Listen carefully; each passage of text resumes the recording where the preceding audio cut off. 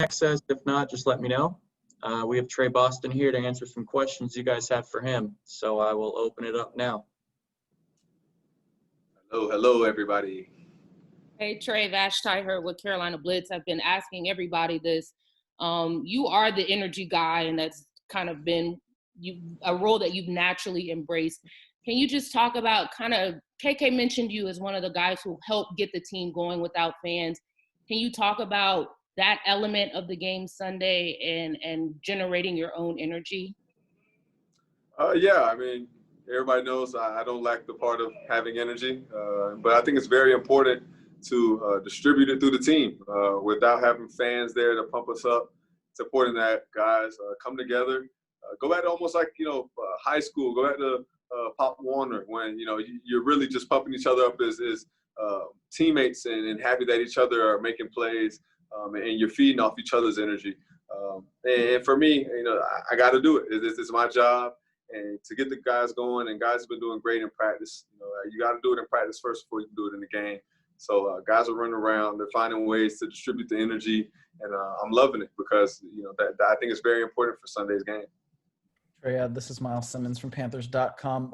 What are your general impressions of the Raiders receiving core, and how tough is it to scout them when they've got two guys who are rookies who look like they're about to start? Yeah. We watched last year's film, and you want to try to put them in places that you'll manage to see them in during the season. Hopefully they'll put them at this position. Okay, I see them running this route. But I think they have two dynamic players that we've been able to key in on. Of course, 13 and 83. With those guys, they've been there, so we're allowed to watch them and just pick up on techniques. Now, of course, the young guys, we go back in college film and watch them a little bit. You want to see what their techniques are. We want to see how can we attack them. And for us, it's all about knowing what we're doing first. We're a team that we have to come together. We got to know what we're doing, and while we're scouting them, we just got to play ball and allow the game to come to us.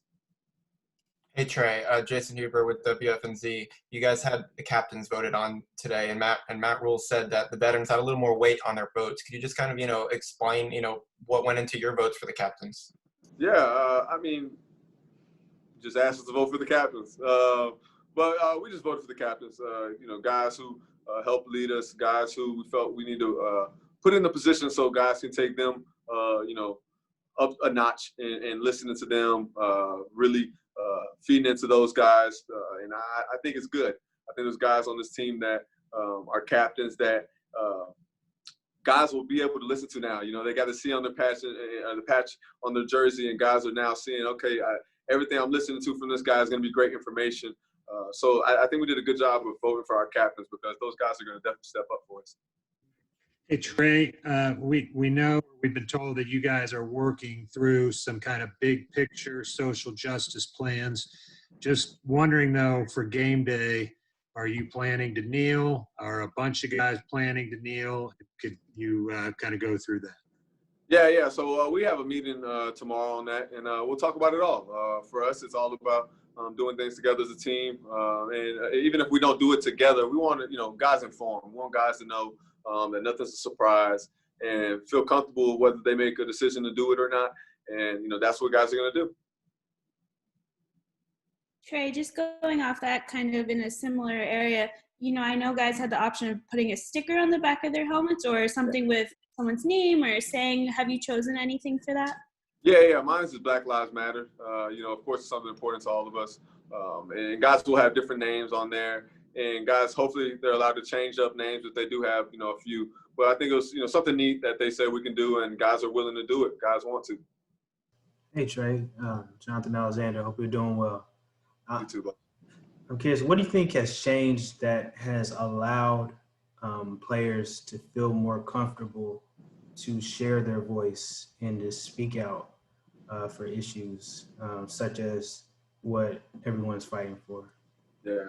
I think first with, now we're in a space 4 years later where people aren't getting in trouble. They're not getting called out for it as if it's wrong. They're not seen as troublemakers. There's no retaliation versus the people who are speaking out because we're speaking out in numbers. Everybody's seeing what the problem is. 4 years later, we're still having the same issues. we kind of got to the point where we see what the issues are, and if you don't support them, you're kind of outing yourself. So I think throughout the years, with the no retaliation, guys have been able to band together and get their message out. It's just like with Kaepernick. We said for a long time it wasn't about the flag. Well, if you still believe it's about the flag to this day, and there are people who believe that, then you obviously see what side they're on when we've explained ourselves for 4 years. So I think, being able to, with time, the people who were on the wrong side are finally seeing that they're wrong. So I think it's helped with time. Tre, you played a year in Los Angeles, or I think was it Los Angeles then? Yes, sir. Okay. And then Arizona. With you playing the AFC West this year, could you just talk a little bit about what kind of that mental toll, if any, that goes into a West Coast team coming onto the East Coast for a game? Yeah, I think, knowing that, they come from the West Coast, what time of game it is, you want to hope to take advantage of stuff like that, especially like this weekend. And for us, it's still a game at the end of the day. I've been fortunate enough to play those guys, so more than time, just knowing what they like to do, what the team's goods and bads are. And for us, it's all about, again, we're a young team. We've just gotten together during training camp. We got to make sure we take care of us. We got to do our 111 and allow the rest to come to us.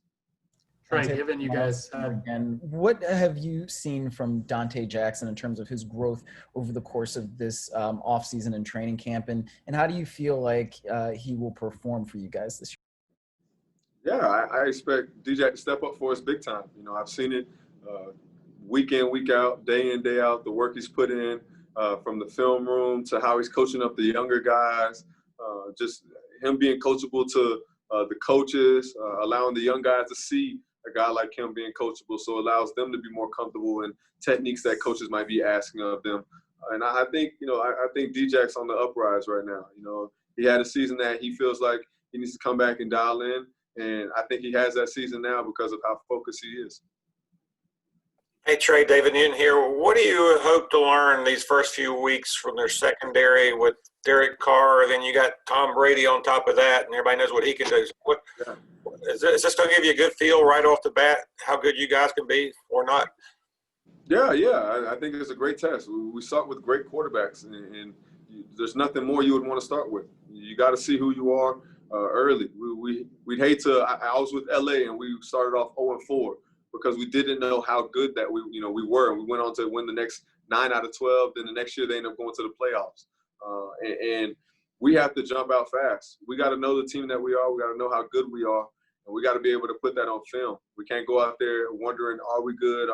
Oh, is it because he's Tom Brady? Is it because they're Derek Carr? No, we got to go out there, like I said before, we got to go out there and play our game and allow the game to come to us. Hey, Tre, Skylar Callahan here with Sports Illustrated. You guys got such a young team, obviously. So with not having a preseason, is this a little bit different going into the first week, knowing that you may have to focus a little bit more on yourselves than studying for the opponent, even though you still have to study the opponent's game? Yeah. I think, like I've just been saying, it's important for us. We got to do our 111. This is a young team, and we've had a limited time to practice and get ready. But that doesn't mean anything. Those are just excuses. So for us, we got to see what's at hand, and we got to attack it face forward. We got to go and know that if we get our jobs executed, we take care of our part, don't allow us to beat ourselves, then, we'll get, job done at the end of the day. Tre, what's giving you confidence? Guys, we have time for 1 or 2 more questions for Tre. Tre, what's giving you confidence in Troy Pride Jr. just throughout the course of camp? Yeah, he's a great kid. He's smart. He's willing to learn. He's coachable. He's a guy who you can take to the side, tell him 1 or 2 things, and he goes out there and attacks the next time and does it right. So for me, I take it as those Notre Dame guys. They're smart guys. They're athletic. They can play ball. And, you got to talk to them and allow them to let the game come to them, but at the same time give them confidence in playing ball at this level. And without no preseason games, again, we're going to need guys to step up now. And know that we are a team that, we know our identity, we know how rules getting us to roll, and we just got to put it on film. Right. In terms of building communication with everybody and all the new faces you have on the defense, is there any kind of advantage having everybody starting on kind of page one and learning at the same time? Truthfully, you do that every year. I think I don't see any advantage in it. I think so much as, you know, it's good that we're all able to learn on one page. We're all able to take guys underneath our wings and see, hey, did you learn it this way? Oh, I got it written down this way. And guys are responding well.